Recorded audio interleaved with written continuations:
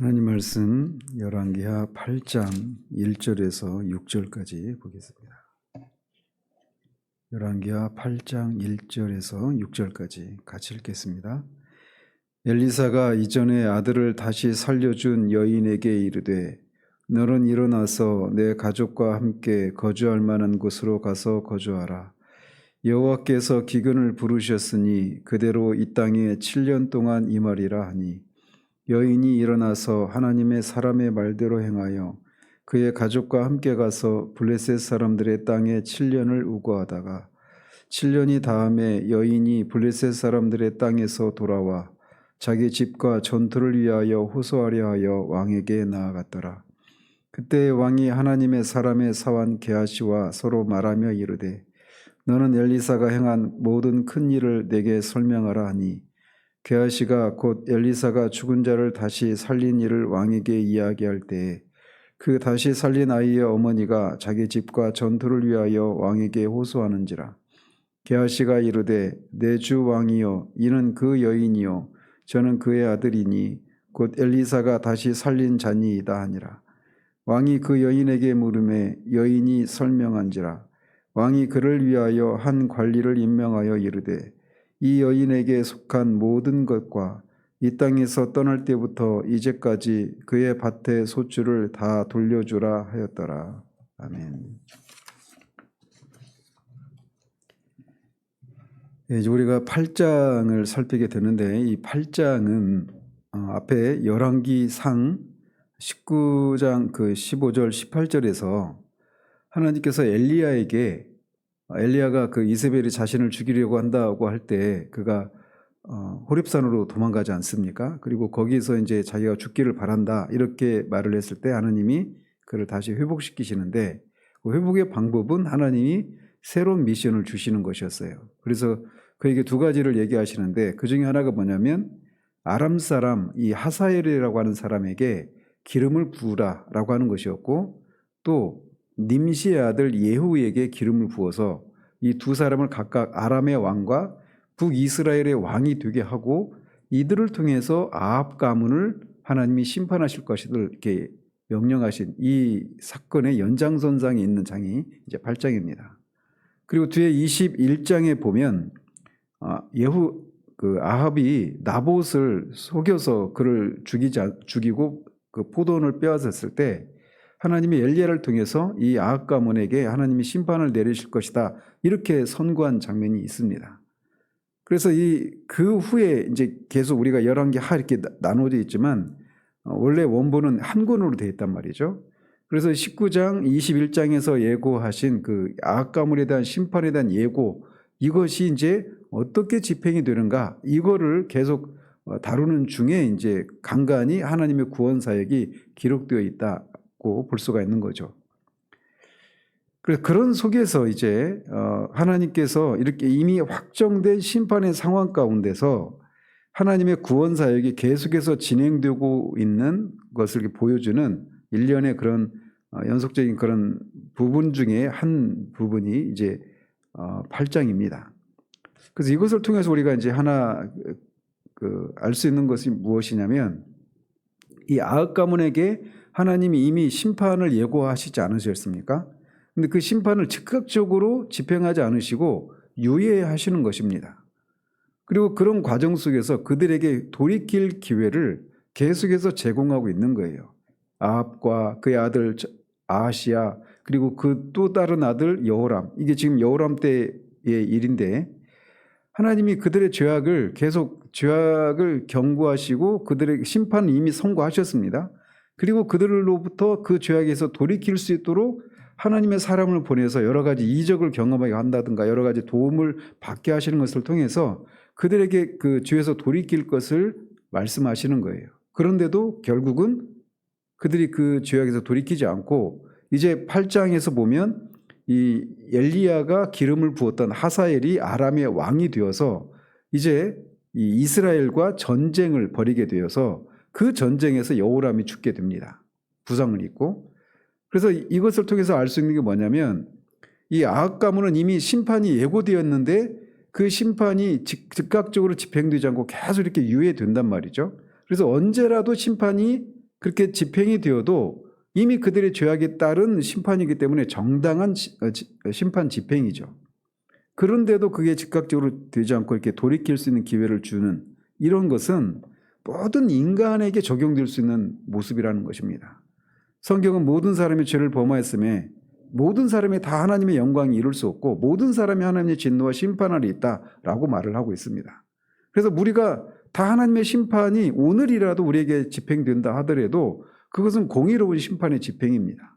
그런데도 하나님이 우리에게 그 즉각적으로 심판을 집행하지 않으시고 우리에게 그 돌이킬 수 있는 기회를 제공해 주시는 것이죠. 문제는 우리가 그것을 모르고 있을 뿐이라는 거죠. 근데 회심의 과정을 통과할 때 우리는 이것을 비로소 깨닫습니다.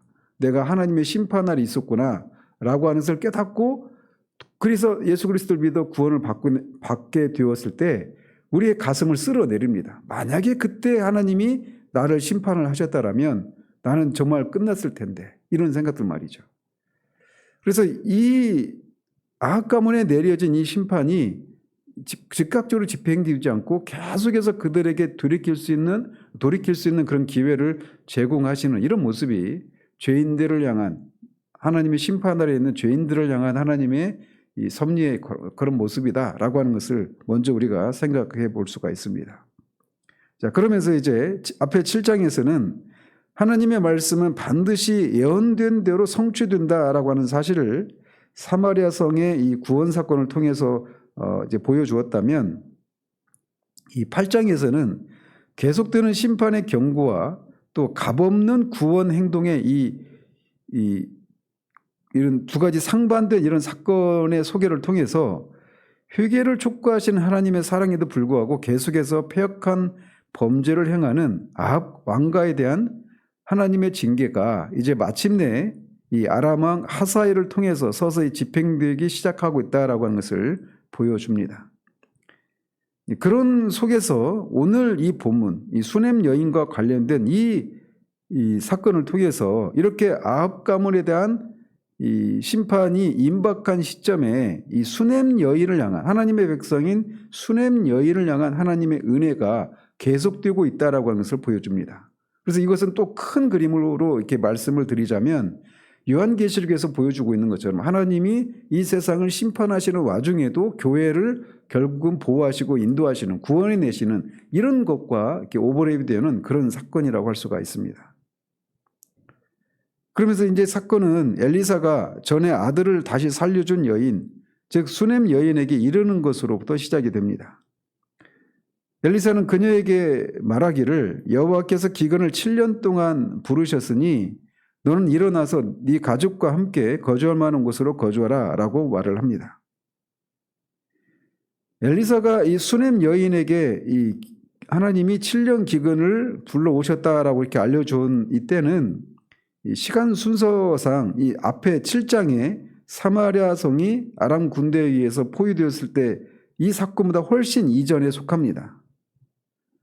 그래서 이 엘리사가 말하고 있는 이 기근은 앞에 그 4장에서 언급되었던 그 흉년과 동일한 때입니다. 그래서 그때는 먹을 것이 없어서 사람이 먹을 수 없는 그런 들호박을 끓여서 먹을 수밖에 없었던 그런 상황이 우리가 살핀 바가 있지 않습니까? 바로 그 기근이 있기 전에 있었던 그런 기근이에요. 그래서 이게 열왕기하가 열왕기상도 마찬가지죠. 열왕기가 시간 순서대로 기록된 것이 아니라고 하는 것을 여기서 이렇게 보여주고 있습니다. 그리고 이것은 뒤에 보면 게하시가 다시 등장하지 않습니까? 게하시는 이미 5장에서 엘리사로부터 저주를 받아서 나병에 걸려서 그렇게 이제 나병 걸렸으면 공동체에서 쫓겨난단 말이죠. 그러니까 왕 앞에 설 수가 없는 상황이에요. 근데 이 왕 앞에 게하시가 서 있다는 얘기는 그가 나병에 걸리기 전이라고 하는 것을 말해주는 겁니다. 그래서 시간 순서에 따르면 이 사건은 그 앞에 그 4장 이전에 있었던 사건이었다 이렇게 볼 수가 있는 거죠. 한편 엘리사는 하나님께서 기근을 부르셨다라고 하는 표현을 사용하고 있는데 이 기근이 일반적으로 있는 어떤 자연 현상이 아니라 하나님께서 특별히 이스라엘의 죄에 대한 하나님의 심판으로 불러온 기근이다라고 하는 것을 우리에게 보여주고 있습니다. 특히 유대인들에게 있어서 7이라고 하는 숫자는 완전수입니다. 따라서 이스라엘 땅에 7년 동안 기근이 있을 것이다. 이 얘기는 문자적으로 7년 동안의 기근이 있을 것이다. 이런 의미도 있지만 그 기근이 하나님의 심판으로 임한 그 기근이어서 그 심판이 이 기근이 굉장히 극심할 것이다라고 하는 것을 우회적으로 말해주고 있는 것이기도 합니다. 따라서 이 기간, 이 7년은 엘리야 시대 때 3년 반 동안 있었던 기근보다 2배나 강력한 그런 기근이었다라고 하는 것을 알 수가 있죠. 이것을 통해서 알 수 있는 것은 이 왕을 비롯한 이스라엘 백성의 패역함이 엘리야 시대에서 엘리사로 넘어가는 그런 상황 속에서도 그 패역함이 개선되기는커녕 오히려 더 심화되었다라고 하는 것을 간접적으로 드러내주고 있는 겁니다. 엘리야 때는 3년 반이었는데 이 엘리사 때는 7년이나 기근이 있는 것을 통해서 이스라엘의 그 패역함이 더 심해졌다라고 하는 것을 보여주는 겁니다.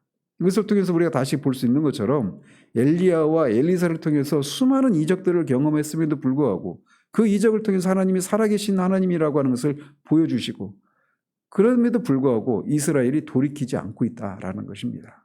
그러니까 이적 신앙이 구원받는 신앙과는 별개라고 하는 것을 여기서도 보여주고 있는 것이죠. 한번 상상해 보십시오. 말이 쉬워 7년이지 만약 오늘날과 같이 이렇게 세계 무역이 활발하고 또 곡식을 저장하는 시설이 잘 구비된 이런 때에도 한 나라에 7년 기근이 임했다고 하면 아마 그 나라는 완전히 초토화가 됐을 것입니다. 그런데 그런 심각한 기근을 앞두고 하나님은 엘리사를 통해서 수넴 여인에게 이 기근을 피할 수 있도록 미리 그 사실을 알립니다. 그리고 이것을 통해서 또 유추할 수 있는 것은 엘리사가 그녀와 그녀의 가족을 계속 돌보고 있었다. 그녀와 계속해서 교류를 하고 있었다. 죽은 아이를 살린 이후에도 계속해서 그녀와 교류를 하고 있었다라고 하는 것을 보여주고 있는 겁니다. 특히 엘리사가 그녀에게 네 가족과 함께 기근을 피해서 다른 곳으로 가라라고 하는 것으로 볼 때 언제인지는 모르지만 그녀의 남편이 죽고 그녀가 이제 가정을 이끌 책임을 지고 있었다라고 하는 것을 알 수가 있습니다. 이것은 뒤에 이제 7년 후에 돌아왔을 때 그 집과 전토를 왕에게 돌려달라고 이렇게 왕 앞에 나갔을 때 남편이 나간 것이 아니라 이 여인이 직접 나간 것으로 볼 때도 이미 그녀의 남편이 죽고 그녀가 가장의 역할을 하고 있었던 그런 때였다라고 하는 것을 볼 수가 있습니다. 따라서 이 엘리사는 이 수넴 여인의 아들을 살린 후에도 계속해서 그녀와 교류를 하고 그녀의 가정을 계속 돌보고 있었다라고 하는 것을 추정해 볼 수가 있는 겁니다. 저는 어제 이렇게 말씀을 보면서 엘리사가 이렇게 수넴 여인에게 다시 찾아온 이 장면에서 마음이 뭉클해졌습니다. 수넴 여인이 구속사에 등장해서 깜짝 자신의 역할을 한 후에 역사의 뒤안길로 사라지는 것이 아니라 여전히 하나님께서 그녀를 기억하시고 돌보시고 계시다라고 하는 이 사실에서 막 마음이 뭉클하고 큰 위로를 받게 됩니다. 자, 이렇게 엘리사로부터 이런 권고를 들은 수넴 여인은 엘리사의 말대로 그의 가족과 함께 고향을 떠나 블레셋 사람들의 땅에서 7년을 우거합니다. 수넴 여인이 살던 곳에서 블레셋까지는 그렇게 먼 거리가 아니었다고 합니다. 그리고 이 블레셋 땅은 그런 물도 많고 기름지고 그래서 곡창지대로 유명한 그런 곳이었는데 7년 기근 동안에 이스라엘만 꼭 집어서 기근 임한 건 아니기 때문에 블레셋도 영향을 받았겠지만 이 이스라엘이나 이 사마리아보다는 덜 영향을 받아서 그곳에서 이제 7년을 우거하게 되는 겁니다. 이렇게 7년이 지난 후에 그 여인은 고향으로 돌아옵니다. 그리고 고향에 돌아오니까 이 자기 집과 전토가 다른 사람에게 넘어가 있는 것을 확인한 겁니다. 그 내용은 생략되어 있지만 그래서 자기 집과 전토를 위해서 왕에게 호소하려고 왕 앞에 나아갑니다. 그래서 그녀가 집을 비운 이 사이에 이 주인이 없는 집과 전토라고 해서 국가에 귀속됐거나 아니면 다른 사람이 그것을 불법적으로 점유하고 그렇게 살고 있는데 그거를 돌려주지 않아서 이거를 왕에게 호소하기 위해서 나간 것으로 보여집니다. 그리고 이런 모습은 당시의 관습으로 볼 때 매우 자연스러운 일이었다라고 하는 것을 알 수가 있습니다. 그런데 놀랍게도 그녀가 그렇게 왕에게 나아갈 때 마침 이스라엘 왕이, 이때 왕은 여호람입니다. 이 이스라엘 왕이 엘리사의 사환 게하시와 대화를 나누고 있었습니다.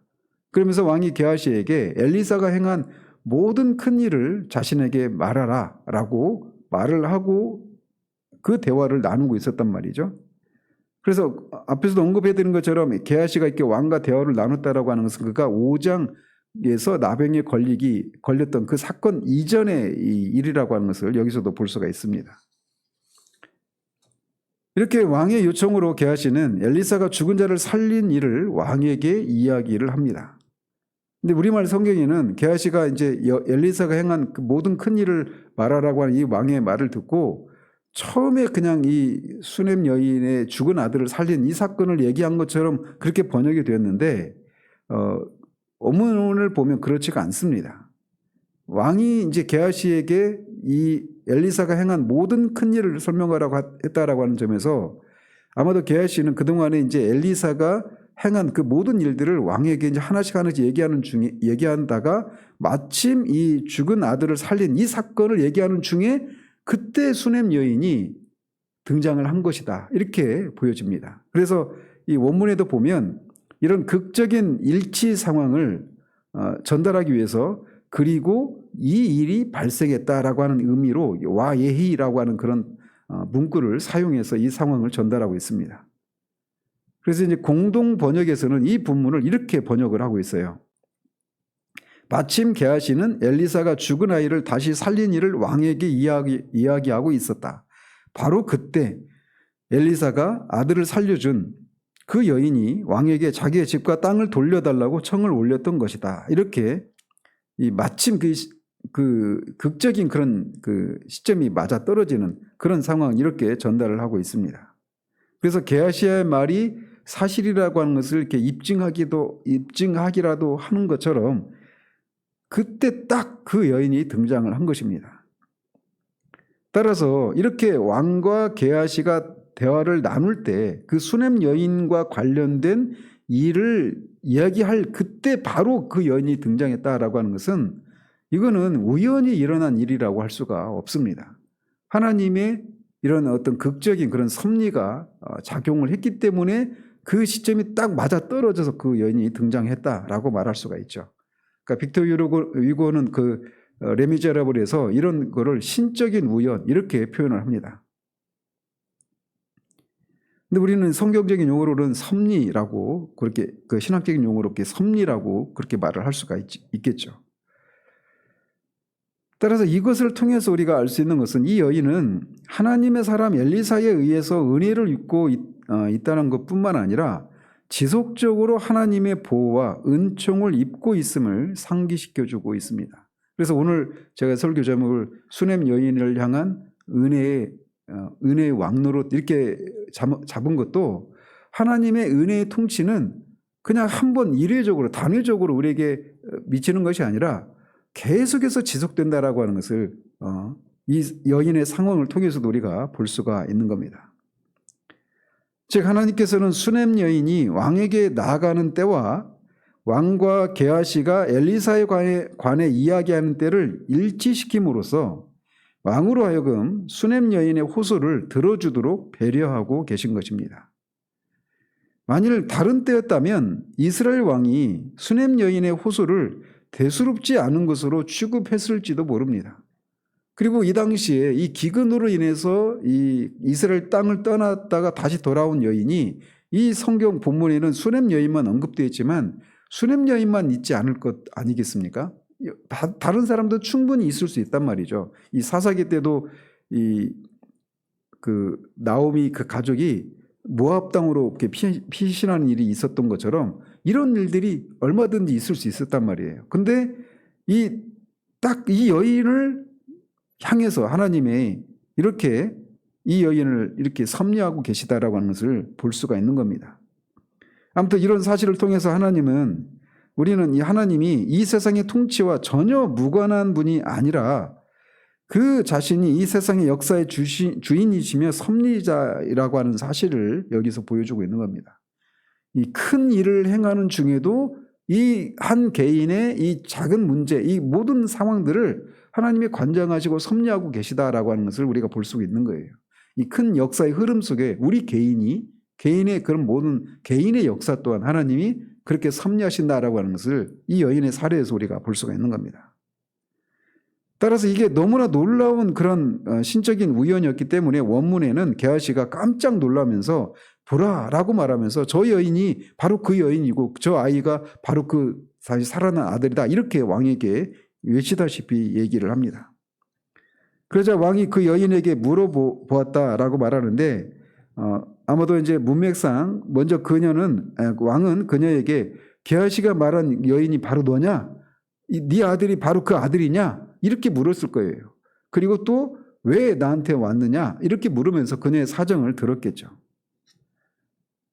그러면서 아마 그런 얘기를 들으면서 이 여호람 왕, 이스라엘 왕도 하나님이 살아계시고 하나님이 그런 구원의 역사를 베풀고 계시는 분이라고 하는 것을 분명히 느끼게 되었을 것입니다. 그래서 왕은 이례적으로 이 일을 전담할 관리를 임명해서 수넴 여인의 재산과 함께 그동안의 밭의 소출까지 계산해서 주라라고 하는 명령을 내립니다.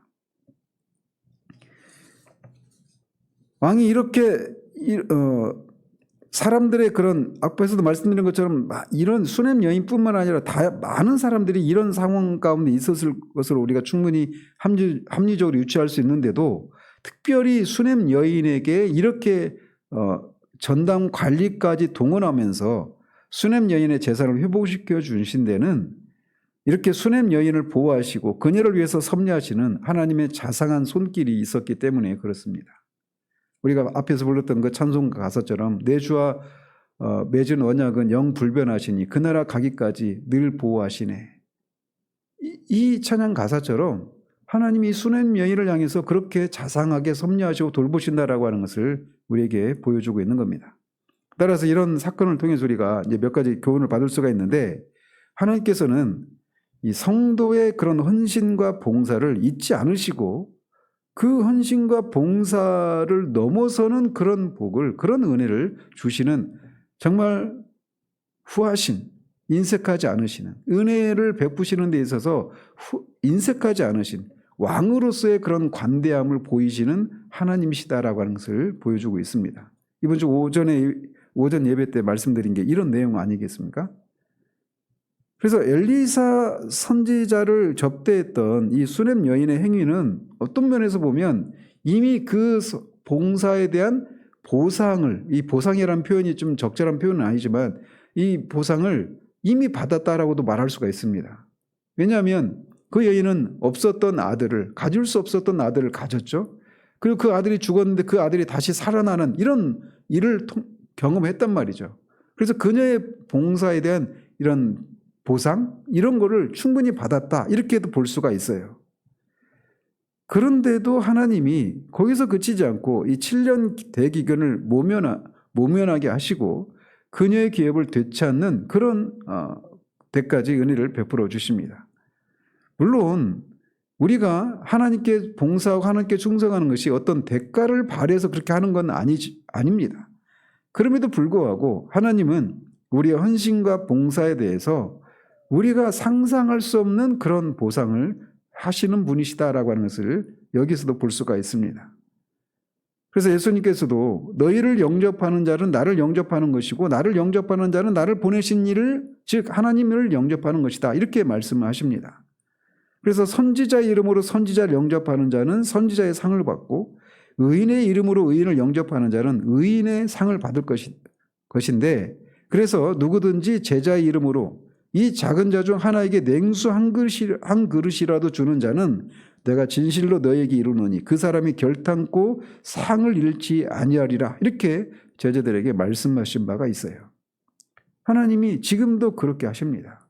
그래서 우리가 하나님을 위해서 누군가 우리 주변에 있는 사람들에게 어떤 작은 친절과 호의와 어떤 도움을 베풀었을 때 그것에 대해서 하나님이 잊지 않으시고 우리가 했던 것이 잊어먹을 정도로 아무것도 아닌 그 일에 대해서까지도 하나님이 그렇게 후하게 상을 베푸시는 분이시다라고 하는 것을 우리가 기억을 하면서 우리의 삶을 살아야 될 것입니다.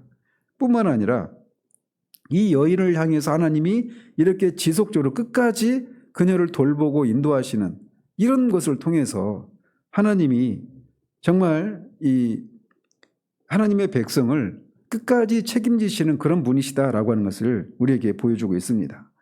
이사야서 49장에 보면 이런 말씀이 있어요. 오직 시온이 이르기를 여호와께서 나를 버리시며 주께서 나를 잊으셨다 하였거니와. 즉 이스라엘 백성들이 하나님이 자신들을 잊고 자신들을 버리셨다 이렇게 말한다라는 거예요. 근데 그것에 대해서 하나님 이렇게 말씀하십니다. 여인이 어찌 그 젖 먹는 자식을 잊겠으며 자기 태에서 난 아들을 긍휼히 여기지 않겠느냐. 그들은 혹시 잊을지라도 나는 너를 잊지 아니할 것이라. 내가 너를 내 손바닥에 새겼고 너의 성벽이 항상 내 앞에 있다 라고 말씀하십니다. 하나님이 이런 분이십니다.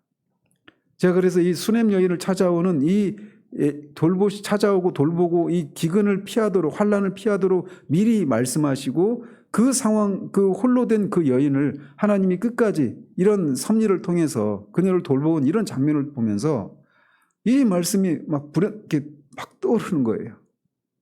어떻게 여인이 자기 젖먹는 자식을 잊겠습니까? 그리고 자기 태에서 난 아들을 불쌍히 여기지 않는 여인이 어디 있겠습니까? 그러나 혹시라도 그 여인이 그런 자신의 자식을 잊는 일이 있을지 몰라도 나는 결코 너희를 잊지 않겠다라는 겁니다. 하나님이 그런 하나님이십니다. 그 하나님이 우리의 아버지십니다. 그분이 우리의 아버지가 되셔서 우리의 삶을 지금도 이렇게 돌보고 함께 하십니다. 언제까지? 그 나라 갈 때까지. 그 나라 들어갈 때까지 주님이 우리를 돌보시고 보호하십니다. 그래서 우리가 우리의 삶을 살아낼 수 있는 것이죠. 이 아침에도 우리가 하나님이 그런 분이심을 우리가 기억하고 그 하나님 앞에 무엇이든지 구하십시다. 그리고 예수 그리스도의 이름으로 그렇게 무엇이든지 구할 때 하나님이 정말 우리를 돌보시고 인도하시고 그래서 때로는 이 수넴 여인처럼 피할 길을 예비하시기도 하시고 환난 가운데 피할 길을 예비하시기도 하셔서 우리가 그 모든 것들을 감당할 수 있도록 하시는 그리고 이 일을 끝까지 그 나라 가기까지 그렇게 하신다라고 하는 이 사실을 기억하면서 우리의 오늘을 그리고 우리의 남은 삶을 살아내는 그런 우리들 되길 바랍니다. 주 안에 있는 나에게 딴 근심 있으랴. 하나님이 우리의 아버지십니다. 기도하겠습니다. 하나님 아버지, 아합 가문에 대한 심판을 집행하시는 와중에도 하나님의 백성인 수넴 여인을 하나님이 끝까지 돌보시고 인도하시는 하나님의 은혜의 그 풍성함을 하나님의 은혜의 그 왕노릇을 우리가 이 아침에도 다시금 살펴봅니다. 수넴 여인에게 그러하셨던 것처럼 예수 그리스도의 피값으로 사신 당신의 백성들인 우리를 향해서 하나님 지금도 동일하신 분이심을 우리가 기억하고 이 하나님이 우리의 아버지가 되시고 우리를 그렇게 주님의 나라에 가기까지 그렇게 늘 보호하시고 인도하신다라고 하는 이 진리를 우리가 붙들고 이 하루를 우리의 삶을 살아가는 우리들 될 수 있도록 도우시기를 원합니다. 이 아침에 기도 가운데 하나님 다시금 하나님이 우리에게 그런 분이심을 인쳐주셔서 우리가 기도자를 떠날 때는 하나님이 우리의 이런 하나님이 우리의 아버지이심을 다시금 우리가 상기받음으로 주님만이 주시는 평강과 안식으로 이 자리를 떠날 수 있도록 우리를 붙들어 주시기를 원합니다. 예수 그리스도 이름으로 기도합니다. 아멘.